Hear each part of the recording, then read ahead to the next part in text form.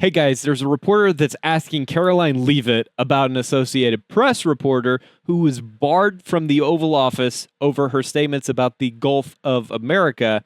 You want to see Karoline Leavitt's response here? Check it out. And final thing for you, which White House official made the decision to bar the AP reporter from the Oval Office and the diplomatic reception room last night? Well, first of all, let me just set the record straight.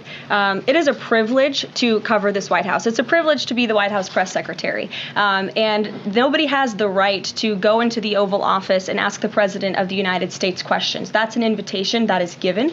And there are hundreds of outlets on this campus, many of you in this room who don't have the privilege of being part of that pool every single day and getting to ask the President questions. We reserve the right to decide who gets to go into the Oval Office, and you all have credentials to be here, including the Associated Press, who is in this briefing room today. But isn't it retaliatory in nature is the argument, because the reason that the AP was barred, which they said was because they're not using the phrase Gulf of America, they're using Gulf of Mexico in line with their standards. And so the question here is this setting a precedent that this White House will retaliate against reporters who don't use the language that you guys believe reporters should use? And how does that align with the First Amendment commitment that you were just talking about? I was very upfront in my briefing on day one that if we feel that there are lies being pushed by outlets in this room, we are going to hold those lies accountable. And it is a fact that the body of water off the coast of Louisiana is called the Gulf of America. And I'm not sure why news outlets don't want to call it that, but that is what it is. The Secretary of Interior has made that the official designation in the geographical identification name server.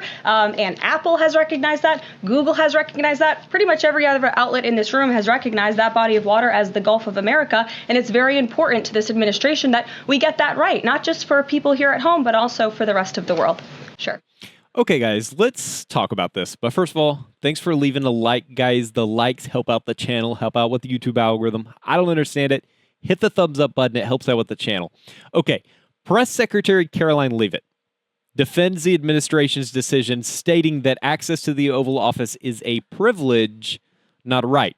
And then she argues that hundreds of journalists don't get the chance to ask the president questions every day, and the White House reserves the right to decide who does. If this is just standard press management, does it set a concerning precedent for how media access is handled? That's my big question here. And the official renaming of the Gulf of Mexico to the Gulf of America was made by the Secretary of the Interior, is recognized by Apple Maps and other sources. The Associated Press refuses to adopt the term, citing their own editorial standards. So should the media be forced to use government terminology, or is this just about ensuring accurate reporting? Leavitt openly states the White House will hold lies accountable. That's what she said when reporting contradicts official government statements. The media had no problem when the Biden White House limited access, especially when conservative outlets were sidelined. Now that the Associated Press is facing exclusion for not following the administration's language, the press is suddenly concerned. So is this hypocrisy from mainstream media? And does barring a reporter over word choice violate the First Amendment? Or is it simply the administration setting its own rules? Is this necessarily a pushback against a historically biased press, or is it a slippery slope that conservatives should be wary of? Okay, questions for you guys. Do you support the White House decision to bar the AP reporter? Should media outlets be required to use government-approved terms like the Gulf of America? Is this fair retaliation, or does it risk setting a dangerous precedent for press freedom? And do you think that the mainstream media would care if this were a conservative outlet that was being banned? I want to hear from you guys. Do you think the White House is right to hold the media accountable? Or does this go too far? Drop a comment down below. Let's talk about it. And don't forget, guys, like, share, subscribe.